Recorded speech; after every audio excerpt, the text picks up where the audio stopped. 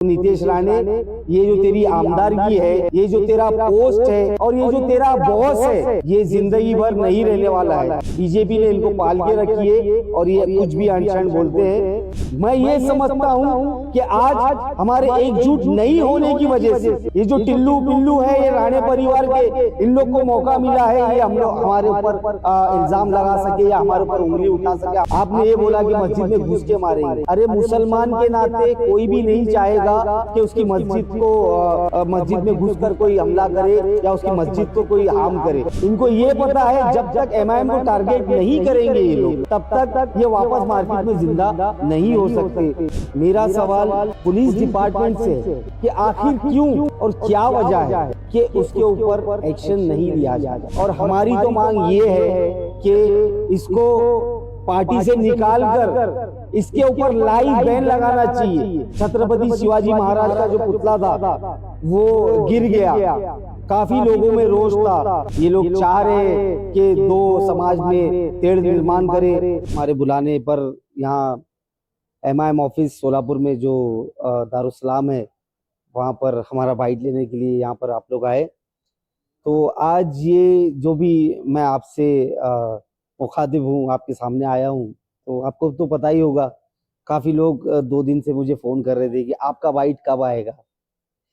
तो मैं भी थोड़ा सा रुका हुआ था, ये सोच रहा था कि जो बदमाशियाँ चल रही है महाराष्ट्र में, शायद ये कुछ सीख जाए या इनके बॉसेस इनको कुछ सिखा दे।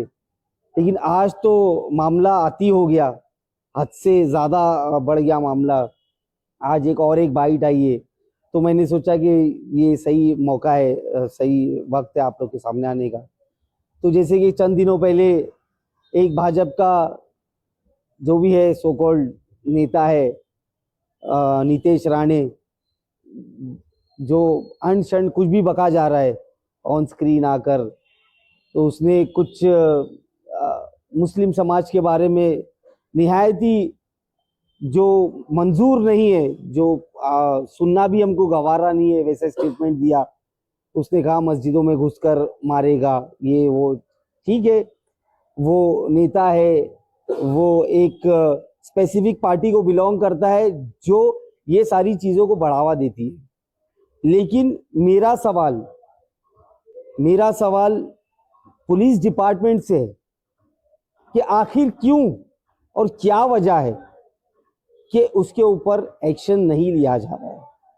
वो किसी समाज के बारे में अगर कुछ भी बोलता है, ठीक है, 1 सेकंड के लिए इसको आप बाजू रखिए, लेकिन उसी स्टेज से जो हमारे महाराष्ट्र राज्य की पुलिस है, जो लोगों की रक्षा के लिए, लॉ एंड ऑर्डर को मेंटेन करने के लिए दिन रात एक करती है, ना अपना घर देखती है, ना अपनी खुद की पर्सनल लाइफ देखती है, वो हम जैसे लोगों के लिए 24 घंटे फील्ड पर रहकर काम करते हैं, वो स्टेज पर से उसी पुलिस डिपार्टमेंट को कुछ भी बोलता है।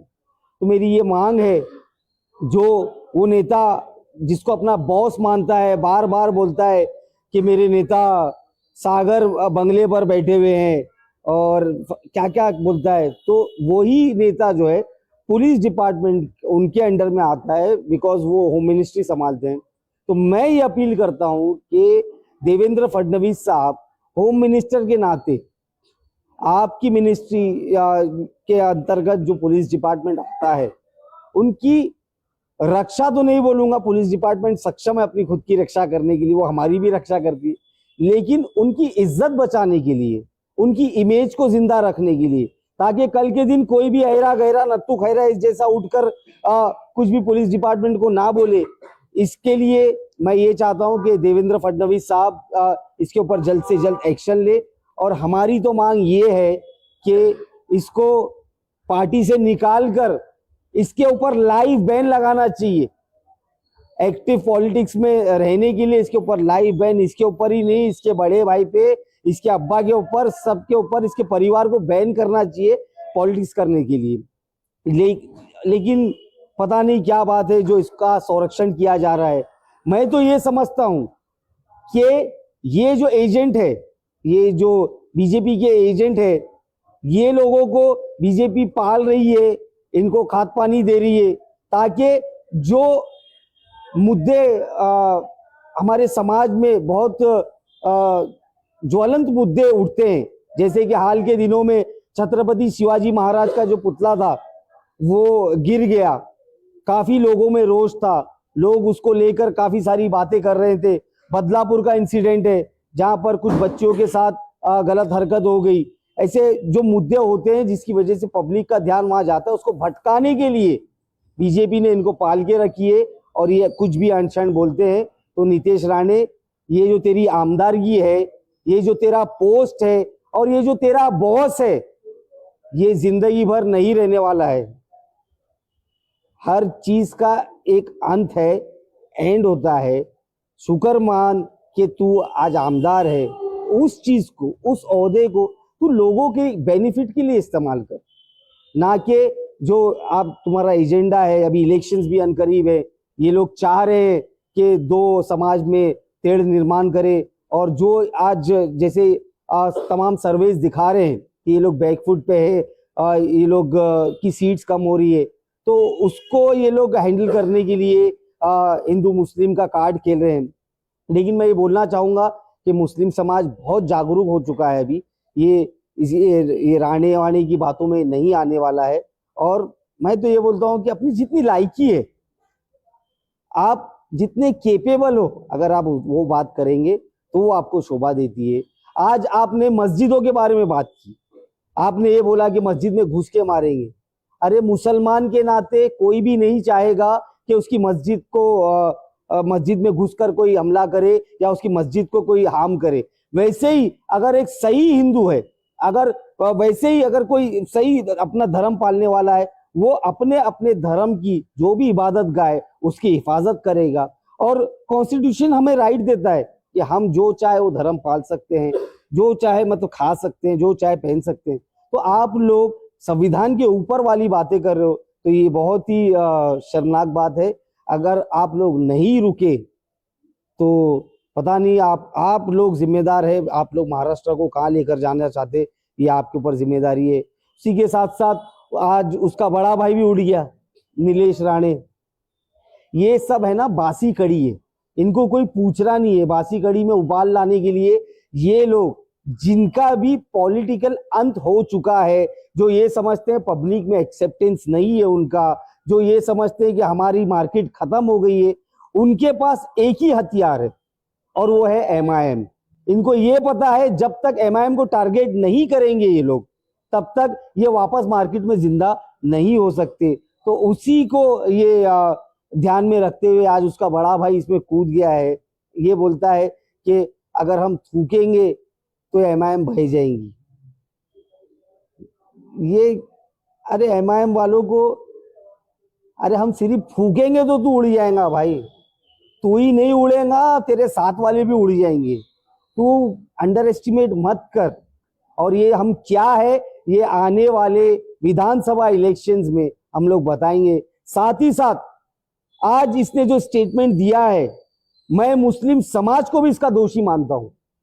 मैं ये समझता हूं कि आज हमारे एकजुट नहीं होने की वजह से ये जो टिल्लू पिल्लू है, ये राणे परिवार के, इन लोग को मौका मिला है, ये हम लोग हमारे ऊपर इल्जाम लगा सके या हमारे ऊपर उंगली उठा सके, हमारे को वो डरा सके। अगर हम सब मिलकर एक साथ रहते, अगर हम सब मिलकर एकजुट होकर हम हमारी ताकत बताते, तो ये इनकी क्या औकात है राणे परिवार की, ये जो हमारे बारे में बोलेंगे। तो मैं मुस्लिम समाज से भी अपील करता हूं, हमारे दलित समाज से भी अपील करता हूं, पिछड़ों से भी अपील करता हूं और एवरी कम्युनिटी से अपील करता हूं कि आप सोचिए समझिए, आप ऐसी पार्टियों के साथ मत दे। आप लोग एमआईएम को मजबूत करिए और ये बताइए कि एमआईएम क्या है। जिन लोगों पे पूरा महाराष्ट्र थूक रहा है, जिस परिवार पे पूरा महाराष्ट्र थूक रहा है, वो थूकने की बात करता है। अरे बाबा, अपना थूक अपने पास रख, हम लोगों को कोई शौक नहीं है तेरे मुंह लगने का। हम लोग एक्टिव पॉलिटिक्स में है। एमआईएम पार्टी इलेक्शन लड़ेगी और जीत के बताएगी इंशाल्लाह। मैं बस आप लोग से यही अपील करता हूं कि हार्मनी, पीस ये सब बनाए रखे, आपसे इख्तिलाफ ना करे। ये लोग की पुरजोर कोशिश चालू है कि अभी आने वाले दिनों में इलेक्शंस होने वाले हैं, तो ये हिंदू मुस्लिम कार्ड खेल रहे हैं। लेकिन मैं मुसलमानों से भी अपील करता हूं, हमारे हिंदू भाइयों से भी अपील करता हूं कि संयम बनाए रखे, इनके बहकावे में ना आए, और इनको अगर हमें जवाब देना है तो 2024 का जो विधानसभा इलेक्शन है तो उस हम बैलेट बॉक्स के थ्रू जवाब देंगे। और नीलेश राणे को मेरा ये जवाब है कि अगर तू चाहता है, अगर तेरे थूक में इतना ही दम है कि तू पूरी एमआईएम को बाहर ले जा सकता है, तो तू जहां से इलेक्शन लड़ रहा है, वो मतदार संघ बता दे। वहां से मैं असद साहब से, बैरिस्टर असदुद्दीन ओवैसी से और इम्तियाज जलील साहब से रिक्वेस्ट करूंगा कि वहां से उम्मीदवारी फारूक शाब्दी को दे, और फारूक शाब्दी आगे तेरे सामने इलेक्शन लड़ेगा और फिर वो वक्त बताएगा कि कौन कैसा बह के जाता है। वोटों का सैलाब लाऊंगा मैं और तेरे को बहा के लेके जाऊंगा, क्योंकि पब्लिक नफरत की राजनीति नहीं पसंद करती है, पब्लिक को चाहिए विकास। हम वो छोड़कर आज नफरत की राजनीति कर रहे हैं, बड़ी अफसोस की बात है। तो बस मैं यही आप लोग को बोलना चाह रहा था, इसके लिए हम सब यहाँ जमा हुए थे। हमारे माजी खासदार इम्तियाज जलील साहब ने महाराष्ट्र गवर्नमेंट को 5 दिन का अल्टीमेटम दिए हैं कि अगर इन लोगों के ऊपर कुछ एक्शन नहीं लिया गया तो वो मुंबई में मंत्रालय के पास कॉन्स्टिट्यूशन की बुक लेकर एक बहुत बड़ा मोर्चा लेकर मुंबई की तरफ निकलेंगे। तो मैं भी यही बोलना चाहता हूँ कि हम लोग इम्तियाज जलील साहब के जो आदेश है उसका इंतजार कर रहे हैं। अगर हमको आदेश आएगा तो यहाँ सोलापुर शहर से भी बड़ी तादाद में यहाँ से लोग जाएंगे और इस मोर्चे का हम लोग साथ देंगे और हमारी जो बात है वो सरकार तक पहुंचाने की कोशिश करेंगे। मुसलमान या अल्पसंख्यक समुदाय को लेकर बार-बार विरोधी पार्टियां कहीं ना कहीं दबाव बनाते हुए दिखाई दे रही है। एक बात, दूसरी बात ये है कि जिस प्रकार से आसाम के मुख्यमंत्री को वहां पर 28 मुसलमानों को डिटेंशन कैंप में जो है उनको भिजाकर रखा गया है, इसके बारे में इमरान का क्या स्टैंड है? और पहली बात, जो देश भर में आज विरोधी पार्टी अल्पसंख्यक समुदाय पर दबाव बना रही है, इसके बारे में इमरान का नहीं, मैं समझता हूँ कि ये जो रूलिंग पार्टीज है इनका एजेंडा ही हिंदू मुस्लिम करना है, मुसलमानों को तकलीफ पहुंचाना है। तो क्योंकि हम देखते हुए आए हैं कि इन्हीं पार्टियों का राज जिस स्टेट्स में है और भी अलग स्टेट्स में, वहां पर अल्पसंख्यक लोग के साथ क्या क्या जुल्म किए जा रहे हैं। तो ये उसी का सीरीज है कि हमारा महाराष्ट्र में भी अफसोस के साथ ये सरकार है और इन्हीं का वो चल रहा है, राज चल रहा है और जुल्म कर रहे हैं लोगों पर। तो हम इसका निषेध करते हैं और इसको अपोज करते हैं। और एज यूजुअल जैसा हम लोग हमेशा एमआईएम के जो भी हमारे पॉलिटिकल लीडर्स है इसके खिलाफ आवाज उठाते हुए आए हैं, तो हम अलग अलग स्टेजेस पर अलग अलग माध्यम से इसके खिलाफ आवाज उठाते रहेंगे और इसका निषेध करते रहेंगे। रही बात ये जुल्म होने की, तो मैं समझता हूं कि जुल्म ज्यादा दिन चलता नहीं है, जालिम का अंत है एक ना एक दिन, और वो अंत आ चुका है। यू रिकॉर्ड माय वर्ड्स, आप मेरा स्टेटमेंट रिकॉर्ड कर लो। 2024 विधानसभा इलेक्शन में ये जालिमों का अंत आ चुका है, ये लोग सरकार में नहीं आएंगे और एक नया एक समीकरण आपको दिखेगा 2024 के टाइम पर। तो उम्मीद करते हैं कि देश के हालात बदले, हमारे राज्य के हालात बदले और जो भी माइनॉरिटीज है वो अपने आप को सुरक्षित समझे भारत देश में। मुंबई में बड़े मोर्चे का जो आयोजन करने जा रहा है, उसका मकसद क्या है?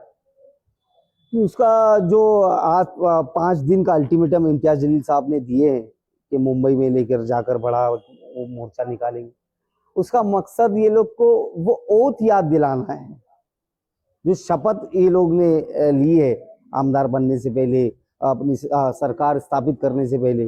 वो शपथ में क्लियरली बोला जाता है कि मैं irrespective of caste and creed और सबको एक समान समझा जाएगा, कॉन्स्टिट्यूशन का पालन किया जाएगा, उसके तहत ही काम किए जाएंगे।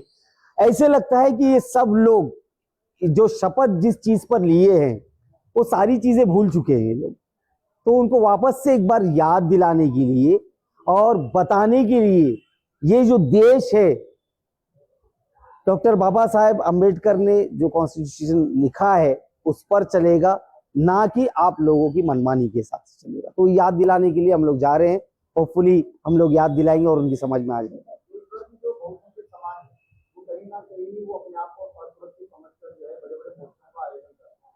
क्या लगता है कि अल्पसंख्यक समाज कहीं ना कहीं उस पर दबाव डाल रहा है, जिसकी वजह से वो मोर्चे निकाल रहे हैं?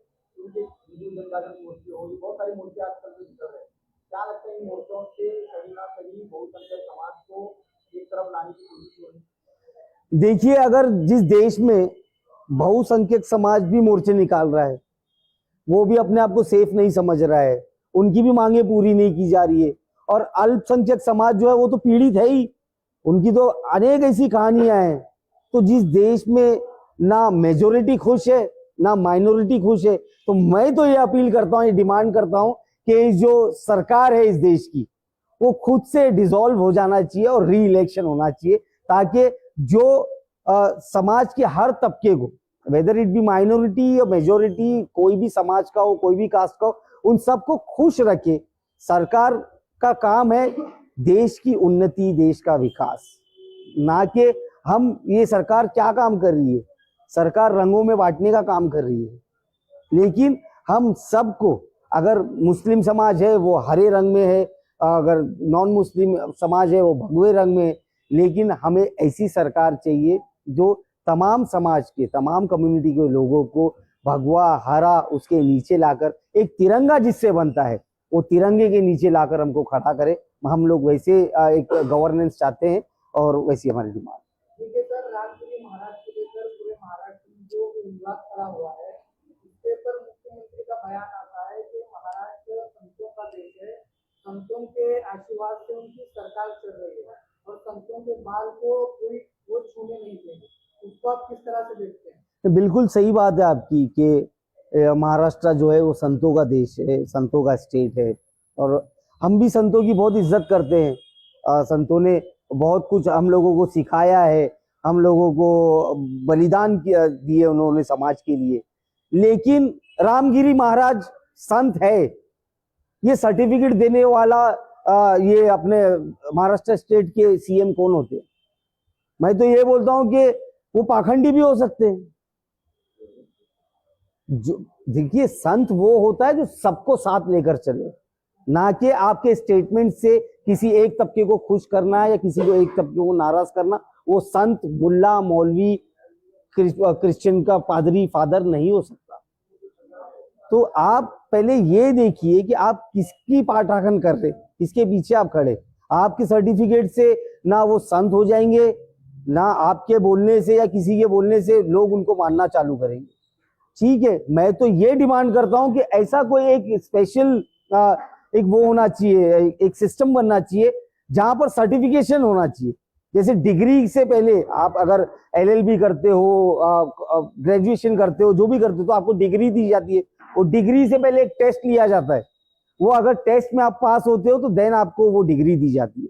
तो ये संत हो या जो भी हो, जो समाज अपने आप को समाज के जो भी बड़े लोग बताते हैं, तो उनका भी टेस्ट होना चाहिए आफ्टर वो कंप्लीशन ऑफ दैट कोर्स या उनकी पढ़ाई या जो भी उनके लिए तय किया जाएगा, तो उसके बाद उनको वो मान्यता दी जानी चाहिए।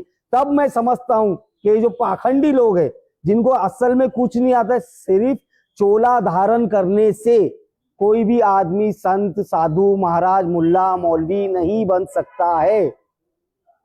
तो ये सब जो लोग हैं सिर्फ वो चोला धारण किए हैं। आज रामगिरी महाराज के स्टेटमेंट कुछ सालों पहले आपकी पार्टी के एक नेता ने जो है खुले तौर पर बहुसंख्यक समाज की बहुत सारी देवी देवताओं को अपमान किया, कोर्ट ने उन्हें बदली की। क्या कहीं ना कहीं उसके ये रिएक्शन आपको देखने मिल रहा है? नहीं नहीं नहीं, देखिए वो मैटर पहले का वो काफी पुराना है और वो मैटर कोर्ट में काफी दिनों तक चला और कोर्ट ने उसमें भरी भी किया है, तो वो उसको इससे कोरिलेट करके कोई मतलब नहीं है। मैं तो ये बोलता हूँ कि ये जो अपने आप को संत बोलते हैं, ये महाराज को भी कोर्ट तक लेके जाना चाहिए, इनको भी सजा मिलना चाहिए। और मैं फखर के साथ ये बोल सकता हूँ कि एमआईएम पार्टी सोलापुर की एक ऐसी पार्टी है जिसके जो हमारे प्रवक्ता है नदीम गोनगांवकर, उन्होंने डायरेक्ट सुप्रीम कोर्ट के जज चंद्रचूड़ साहब, जस्टिस चंद्रचूड़ साहब को एक सो मोटो कॉग्निजेंस का एक यहाँ से नोटिस भेजा है। वो हम लोग ये चाहते हैं, देखिए हम लोग ये चाहते हैं कि ऑफिशियली कानूनन रूप से जो उनके ऊपर कार्रवाई हो सके वो होना चाहिए। तो उसके लिए इन्होंने यहाँ से सुप्रीम कोर्ट में वो लेटर भेजा है और हम चाहते हैं कि सरकार डायरेक्शंस तय करे, ये सुप्रीम कोर्ट डायरेक्शंस दे सरकार को और सरकार एक्शन मोड में आए और जो भी कल्प्रिट है जिसकी वजह से, और मुसलमान कुछ भी बर्दाश्त कर सकता है, गुस्ताखे रसूल, रसूल की शान में गुस्ताखी बर्दाश्त नहीं कर सकता है। तो प्लीज आप लोग ये सब चीप राजनीति, ये रामगिरी महाराज के इशू के बाद ही ये नीतीश राणे, नीलेश राणे सब निकले। तो आप जो मेन कॉज है, जो जहां से वो निकलता है, उसी को आप दबाने की कोशिश करिए, ताकि ऐसे लोग को मौका ना मिले और निकल कर हिंदू मुस्लिम करने का।